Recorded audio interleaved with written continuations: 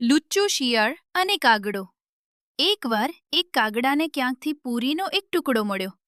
તે ખુશ થઈને ઝાડની એક ડાલી પર જઈને બેઠો.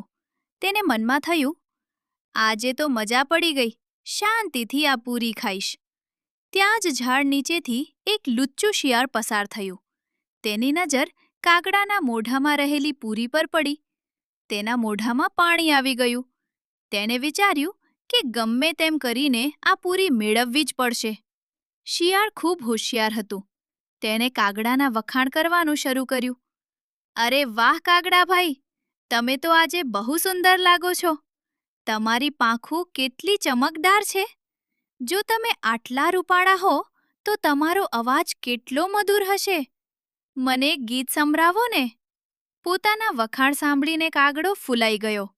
તે ભૂલી ગયો કે તેના મોઢામાં પૂરી છે. જેવું તેણે ગાવા માટે કા કા કર્યું કે તરત જ તેના મોઢામાંથી પૂરી નીચે પડી ગઈ.